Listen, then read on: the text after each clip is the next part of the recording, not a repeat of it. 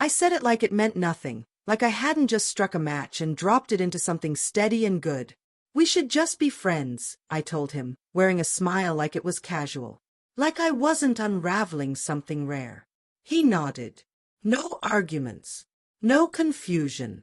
Just one long, quiet blink, and then he said, "Okay." And then, nothing. Silence. I didn't expect that moment to be the last time I'd hear his voice. But it was.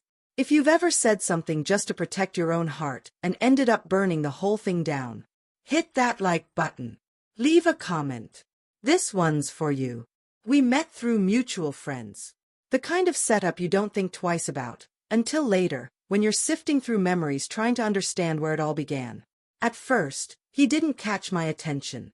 He wasn't the kind of guy I usually went for. Too steady. Too grounded. Too kind. I was used to the chaos, people who vanished just to make their return feel more romantic. But him. He showed up and stayed. He paid attention to little things, like how I took my coffee. He noticed the subtle shifts in my mood before I even said a word. He never competed with my independence, he simply stood beside it. And somehow, that frightened me more than anything ever had. Because with him, love didn't come in fireworks. It came in quiet consistency. It wasn't explosive, it was genuine. It didn't demand anything from me but honesty. No performances. No pretending.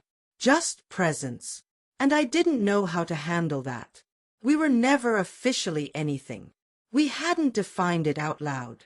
But there was definitely something between us. It lived in the late-night calls that stretched into sleep. In the soft good morning texts that always came just after sunrise. In the way his fingers would find mine in a packed room. In the way he spoke my name, like it was sacred, like it carried weight. Whatever it was, it existed somewhere between comfort and potential. Then one night, I freaked out. My thoughts went into overdrive. I started questioning if I could truly be seen, completely. Not just the easy parts of me. Not the fun, effortless version. Not the emotionally chill mask I wore so well. But all of me.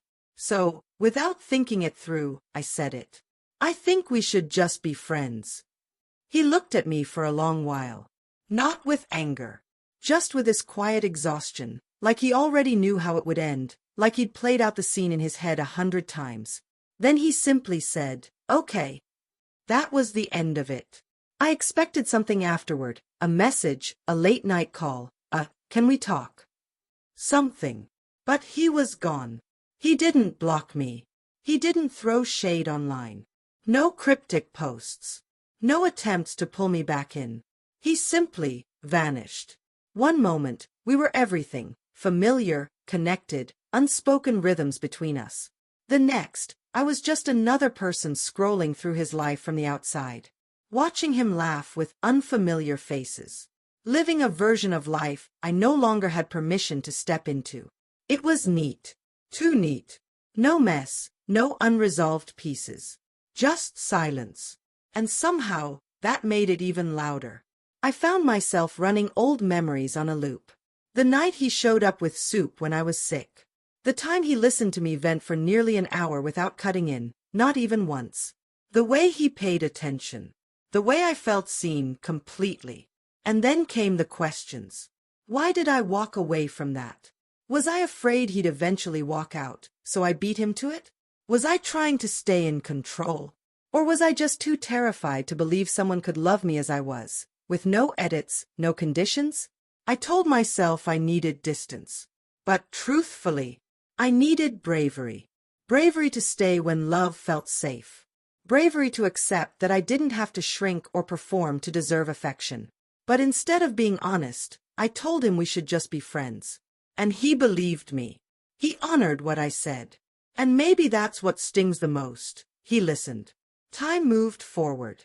I went on dates with people who didn't know which songs made me cry. I made small talk over coffee and smiled through brunches. But the space he left behind didn't stay quiet. It echoed. One night, I saw a photo of him. He was laughing, head tilted back, eyes soft with joy. And it hit me like a wave, not because he was gone, but because I realized I never gave him a reason to stay. I never fully opened the door. I left it ajar and called it honesty. I handed him friendship when what I really wanted was more, but I was too scared to say it aloud. Later, I opened our old conversations. They were all still there. The memes. The text me when you're home. The I'm proud of you. I started typing. I didn't mean it. I was just scared. I miss you. I stared at the screen for what felt like hours. Then I erased the message. Typed it again. Closed the app. Maybe he's moved on. Maybe he's forgotten the way I laughed. Or maybe he remembers everything and chose not to come back anyway. And honestly, I wouldn't blame him. Here's what I know now. Calling it just friends doesn't always make the landing easier. Sometimes it's the very thing that breaks something that was never broken. People don't always fight to stay. Not because they stopped caring, but because they got tired of proving they were enough without needing a label. If you've ever pushed someone away, not because you didn't feel deeply, but because you did, and it scared you into silence, you're not the only one. Next time, stop for a second. Before you say, just friends, ask yourself, is that honesty? Or is it fear, wearing a softer voice?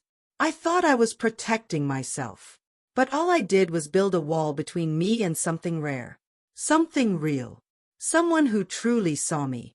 Now, I sit with the quiet. The kind I chose. The kind that doesn't argue back. The kind that teaches you what not to say next time. If any part of this speaks to something inside you, leave a comment. I've been there. And if you want more unfiltered stories like this, hit subscribe. No masks. No fluff. Just truth.